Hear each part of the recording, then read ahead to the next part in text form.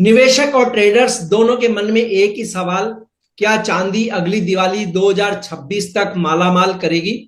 2026 तक सिल्वर की संभावित रेंज और टारगेट लेवल, डॉलर, इन्फ्लेशन और इंडस्ट्रियल डिमांड का असर, गोल्ड बनाम सिल्वर कहां ज्यादा रिटर्न का मौका और निवेशकों के लिए बाइंग और प्रॉफिट बुकिंग स्ट्रेटजी पर बात करेंगे एसएस वेल्थ स्ट्रीट की फाउंडर सुगंधा सचदेवा से।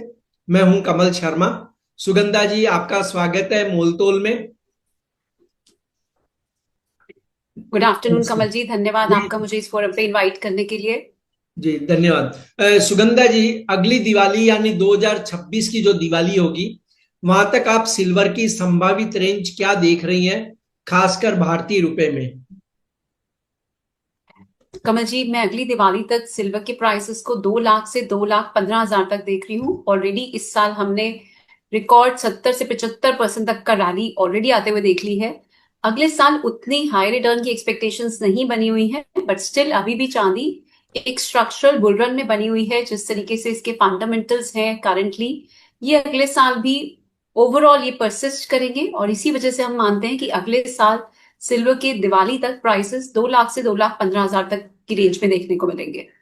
और अभी जो दिवाली आ रही है अगले वीक तक, वहां आप प्राइस क्या देखती हैं सिल्वर के? क्योंकि ऑलरेडी सिल्वर जो है एक बहुत हाई प्राइस पर इस समय चल रही है। तो कमल जी, आज ही देखें, जब हम बात कर रहे हैं, आज ही मॉर्निंग में सिल्वर ने 1,62,000 के लेवल्स को भी क्रॉस किया। और अगर हम इंटरनेशनल मार्केट में बात करें तो हमने रिकॉर्ड हाईस को आते हुए देखा है, $53.5 स्पॉट मार्केट में हमने ये प्राइस आते हुए देखा। अभी अगर हम देखें तो मल्टी मंथ का ब्रेकआउट हुआ है इंटरनेशनल मार्केट में 2011 के बाद। अब सिल्वर ने $50 पर आउंस के लेवल को ब्रेक किया है। सो ये रैली ओवरऑल कंटिन्यू नजर आ रही है अभी नियर टर्म में। बट यस, यहाँ पर थोड़ा सा सतर्क होना बहुत जरूरी है, बिकॉज ऑलरेडी प्राइसेस काफी ज्यादा ओवरबॉट टेरिटरी में आ चुके हैं। हमने ऑलरेडी 75% तक के इस साल सिल्वर में गेन्स आते हुए देखे, और अगर हम पिछली दिवाली से भी देखें तो ऑलमोस्ट 67% तक के गेन्स हमने ऑलरेडी आते हुए देखे। सो अभी यहाँ से ये रैली नियर टर्म में जरूर कंटिन्यू होती हुई नजर आ रही है, पर दिवाली के आसपास मेरा ऐसा मानना है कि इसमें थोड़ी प्रॉफिट बुकिंग देखने को मिलेगी, कुछ करेक्टिव रैलीज देखने को मिलेंगी। इसका मेजर कारण है कि बिकॉज जिस तरीके से भी शॉर्ट स्क्वीज बना हुआ है मार्केट में, लिक्विडिटी क्रंच है, सप्लाई की शॉर्टेज है। लंदन में लीज रेट्स की बात करें तो 30% तक हो गए हैं, प्रीमियम्स काफी हाई है। सो जो रोल ओवर कॉस्ट होती है शॉर्ट पोजिशन की, वो काफी अनसस्टेनेबल हो गई है। और फिजिकल मार्केट में, सराफा बाजार में भी देखें तो सिल्वर के प्राइसेस काफी ज्यादा प्रीमियम पे ट्रेड करें। सो जैसे ही मार्केट में थोड़ा सा बैलेंस आएगा वापस से, थोड़ा सा प्राइसेस में कूल ऑफ देखने को मिल सकता है। इसके साथ साथ एक जो सेकंड रीजन है कि डॉलर इंडेक्स में हम कुछ अपसाइड आते हुए देख रहे हैं। 96 के लोज को डॉलर इंडेक्स ने सितंबर में टेस्ट किया, उसके बाद से कुछ रिवर्सल्स डॉलर इंडेक्स में देखने को मिल रहे हैं। अगर डॉलर इंडेक्स 100 मार्क के ऊपर सस्टेन करता है तो सिल्वर में थोड़ी प्रॉफिट बुकिंग जरूर देखने को मिल सकती है। Even though broader trend positive रहेगा, बट जिस तरीके से प्राइसेस ओवरबॉट टेरिटरी में आ गए, कुछ साइंस नजर आ रहे हैं कि ये रैली अब यहाँ पे थोड़ा सा थम सकती है। बट अभी दिवाली तक मेरा ऐसा मानना है थोड़ा ये कंटिन्यू और करेगी, बट उसके बाद ही हम आई थिंक कुछ प्रेशर आते हुए देखेंगे। सो 1,70,000 टू 1,75,000 तक ये मूव देखने को मिल सकती है दिवाली तक। बट वहां से मेरा ऐसा मानना है कि कुछ करेक्टिव रैलीज आएंगी। प्राइसेस ऑलरेडी बढ़ चुके हैं, सो थोड़ा सा सतर्क रहें एंड थोड़ा थोड़ा अपना प्रॉफिट भी जरूर बुक करने की एडवाइस रहेगी यहाँ पर।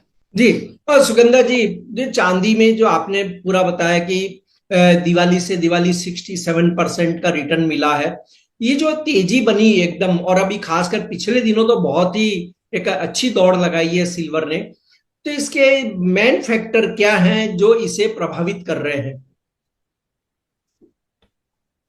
बहुत सारे फैक्टर्स हैं, मैं एक एक करके बात करना चाहूंगी। सबसे बड़ा कारण रहा इस साल जो टैरिफ के रिलेटेड अनसर्टेनिटी थी, जिसकी वजह से हमने गोल्ड एंड सिल्वर दोनों में ही सेफ हेवन डिमांड आते हुए देखी।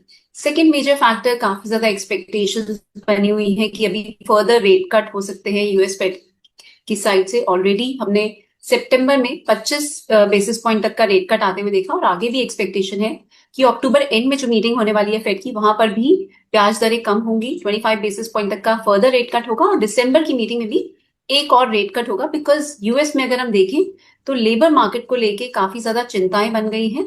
इन्फ्लेशन अभी भी वहां पे स्टिकी बनी हुई है, पर लेबर मार्केट सॉफ्टन हो रही है।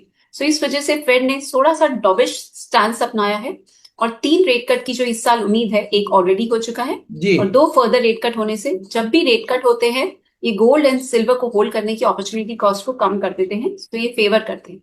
थर्ड मेजर कारण है, बहुत पिछले अगर हम 4 सालों से देखें तो डेफिसिट कंटिन्यूड है सिल्वर में, और इस साल भी ये डेफिसिट 187 मिलियन आउंसेस का रहने की एक्सपेक्टेशन बनी हुई।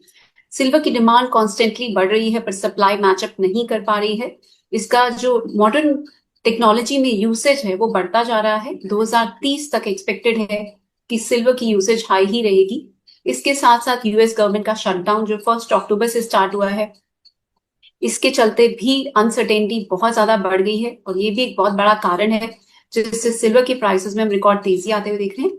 इसके साथ साथ अगर हम ईटीएफ की बात करें तो हमने सितंबर मंथ में ही रिकॉर्ड इनफ्लोज आते हुए देखे हैं सिल्वर में, बट वहीं फिजिकल डिमांड की बात करें तो सप्लाई नहीं है मार्केट में। ईटीएफ को भी मैच करने के लिए फिजिकल सिल्वर अवेलेबल होनी चाहिए पर वो अवेलेबल अभी नहीं है, सो शॉर्ट स्क्वीज है। इसके साथ साथ हेज फंड्स ने बहुत ज्यादा शॉर्ट पोजीशंस बिल्ड कर रखी हैं। सो ये सारे कारण हैं और इसके साथ साथ लास्ट मंथ यूएस ने सिल्वर को अपनी क्रिटिकल मिनरल्स की लिस्ट में शामिल किया था। ये भी एक बहुत बड़ा कारण है जिससे सिल्वर की डिमांड काफी ज्यादा लास्ट मंथ हमने सितंबर में बहुत ज्यादा बढ़ते हुए देखी। और सेंट्रल बैंक से भी कुछ फंड्स एलोकेट किए हैं। सऊदी अरेबिया और रशिया के सेंट्रल बैंक ने ईटीएफ में, सिल्वर ईटीएफ में बाइंग उन्होंने स्टार्ट की है। अभी इससे पहले हमने सिर्फ गोल्ड में इंस्टीट्यूशनल बाइंग आते हुए देखी थी, सिल्वर में इंस्टीट्यूशनल बाइंग हमने आते हुए नहीं देखी थी। ये भी स्टार्टिंग है और इसी वजह से हमने मल्टी ईयर ब्रेकआउट आते हुए देखा है सिल्वर के प्राइसेस में, जहां सिल्वर ने $50 पर आउंस के लेवल को भी ब्रेक किया। सो ये बहुत सारे जी। कारण थे जिनका कॉम्बिनेशन बना और हमने सिल्वर में एक फिनोमिनल अपसाइड आते हुए देखी है।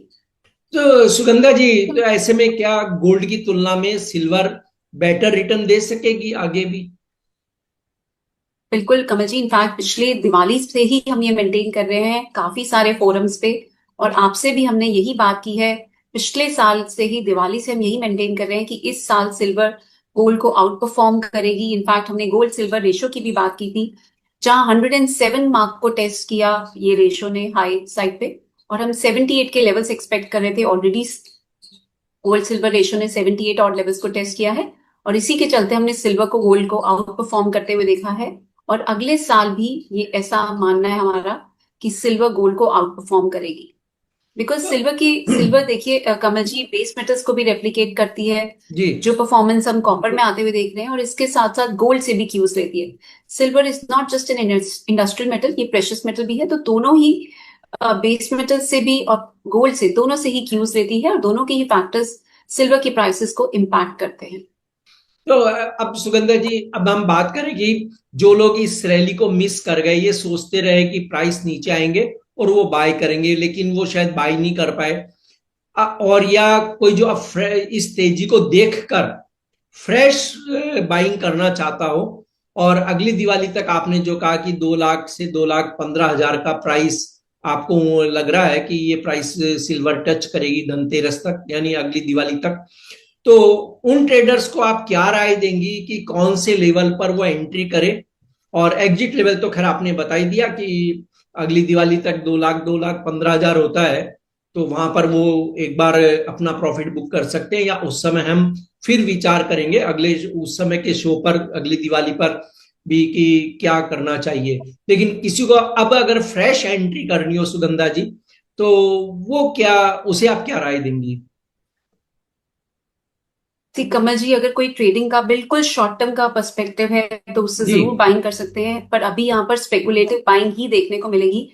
अगर आप इन्वेस्टमेंट पर्सपेक्टिव से देख रहे हैं, थोड़ा सा आपका मीडियम से लॉन्ग टर्म का जी जी नजरिया है, तो फोमो में ना पड़े, बिकॉज रीसेंसी बायस जरूर सिल्वर में देखने को मिल रहा है, बिकॉज इतने सारे रिटर्न्स सिल्वर ने इस साल डिलीवर किए हैं, one of the best performing asset है। सो काफी सारे लोगों को लग रहा है कि हमने इस रैली को मिस कर दिया तो हम यहीं पे बाइंग कर लें, बट मेरा ऐसा मानना है कि बिल्कुल हाइस पे जाके बाइंग बिल्कुल नहीं करनी चाहिए, थोड़ा वेट करना चाहिए। इवन दो हमने बहुत ऑलरेडी काफी सारी रैली आते हुए देखी है, बट अब यहाँ पर पीक पे आकर अगर आप बाइंग करते हैं तो यहाँ पर आपके डाउन साइड रिस्क बढ़ जाते हैं, बिकॉज सिल्वर एक बहुत वॉलेटाइल एसेट है। जब भी इसमें डाउन साइड आती है वो भी काफी शार्प हो सकती है। सो आप अपने रिस्क एपेटाइट को जरूर देखें। थोड़ी लो टिकट परचेजेस एक शगुन के तौर पर आज पुष्य नक्षत्र है या धनतेरस के दिन आप कर सकते हैं, आप स्मॉल अमाउंट में सिल्वर ईटीएफ में बाइंग कर सकते हैं या मल्टी एसेट फंड में बाइंग कर सकते हैं या फिजिकल सिल्वर में जाके कॉइन्स ले सकते हैं अपने अपने रिस्क एपेटाइट के अकॉर्डिंगली। बट अगर आप लमसम इन्वेस्टमेंट्स करना चाहते हैं, बहुत बिग टिकट साइज परचेजेस करना चाहते हैं, तो मेरा ऐसा मानना है कि अवॉइड करें, थोड़ा सा कूल ऑफ जरूर होने दें प्राइसेस में, बिकॉज ये जो शॉर्ट स्क्वीज है ये अभी शायद थोड़ा सा टाइम और कंटिन्यू करेगा। अभी ऑलरेडी आज हमने मॉर्निंग सेशन में प्राइसेस में कुछ करेक्शन आते हुए देखी, वाइल्ड करेक्शंस भी देखने को मिल सकती हैं। नियर टर्म में आउटलुक अभी भी पॉजिटिव है, बट डीप करेक्शंस दिवाली के बाद देखने को मिल सकती है, तो थोड़ा सा वेट कर ले। अगर मैं medium to long term perspective की बात करूं तो शॉर्ट टर्म में 1,41,000 एक बहुत इंपॉर्टेंट सपोर्ट एरिया बना हुआ है, और अगर मैं स्लाइटली मीडियम टर्म की बात करती हूँ तो 1,18,000 सिल्वर के लिए एक बहुत स्ट्रॉन्ग सपोर्ट एरिया रहेगा। सो बेटर है एक ही बार में सारी बाइंग ना करें, थोड़ा अलग अलग लेवल्स पर अपनी फेजेस में सिल्वर में बाइंग कर सकते हैं। अलग अलग इंस्ट्रूमेंट्स आपके पास अवेलेबल हैं, चाहे आप फिजिकल सिल्वर में करें, चाहे आप म्यूचुअल फंड्स में करें, चाहे सिल्वर ईटीएफ में करें, और चाहे एमसीएक्स के प्लेटफॉर्म पर बाइंग करके आप डिलीवरी लें। अलग अलग आपके पास एवेन्यूज अवेलेबल है। सो आप 100 रुपए से भी स्टार्ट करके बाइंग कर सकते हैं और अलग अलग फेजेस में बाइंग करें इसमें। जी सुगंधा जी, यहाँ पर अब एक चीज और पूछनी थी कि गोल्ड सिल्वर जो रेशियो है वो सिल्वर के फेवर में आपको आगे जाकर के और कैसा आता हुआ दिख रहा है? सी अगर कमल जी लॉन्ग टर्म एवरेज की बात करें तो 65 की एवरेज रहती है, बट मेरा ऐसा मानना है कि 78 के मार्क पर यहाँ पर एक स्टिफ रेजिस्टेंस बना हुआ है। अगर 78 का लेवल ब्रेक होगा तभी 65 का लेवल देखने को मिलेगा, अदरवाइज थोड़ी सी यहाँ पर कंसोलिडेशन देखने को मिलेगी। अभी इमीडिएट बेसिस पे 78 का लेवल ब्रेक होता हुआ नजर नहीं आ रहा, बट अगले साल मेरा ऐसा मानना है कि लेवल ब्रेक हो सकता है, बिकॉज चांदी अभी अभी चांदी ने तो ब्रेकआउट दिया है कमल जी। गोल्ड ऑलरेडी काफी सारे नए हाईज को टेस्ट कर चुका है इस साल। सिल्वर ने तो अभी, अगर हम इंटरनेशनल मार्केट में बात करते हैं तो अभी नए हाई को टेस्ट किया है। सो सिल्वर में अभी भी पोटेंशियल है, टेक्निकल चार्ट्स भी इंडिकेट कर रहे हैं। इंडस्ट्रियल डिमांड जिस तरीके से बढ़ रही है और जिस तरीके से माइन की सप्लाईज अभी नहीं बढ़ रही है, इंडोनेशिया में भी देखें तो कुछ माइंस में सप्लाई डिस्ट्रप्शंस देखने को मिल रही हैं। सो अभी सप्लाई जब तक मैचअप नहीं कर पाएगी डिमांड को, सो ये डेफिसिट अभी बना रहेगा सिल्वर में। सो ये फेवर करेगा सिल्वर को अगले साल भी। और जैसे जैसे ये टैरिफ का जो इफेक्ट है इकोनॉमी पे वो सबसाइड हो जाएगा, सिल्वर की इंडस्ट्रियल डिमांड और भी ज्यादा बढ़ सकती है। चाइना की इकोनॉमी भी कुछ हद तक रिवाइव हो रही है, सो चाइना से भी सिल्वर की डिमांड सोलर पैनल्स में काफी ज्यादा बढ़ने की उम्मीद है। बट यस, वहीं एक डाउनसाइड रिस्क भी है। जिस तरीके से प्राइसेस ने 75% तक के गेन्स दिखाए हैं, सिल्वर के ऑल्टरनेटिव इंडस्ट्री सर्च कर रही है, और जैसे ही सिल्वर की कुछ रिप्लेसमेंट मिलेगी इसकी इंडस्ट्रियल डिमांड थोड़ी उस साइड से कम भी हो सकती है।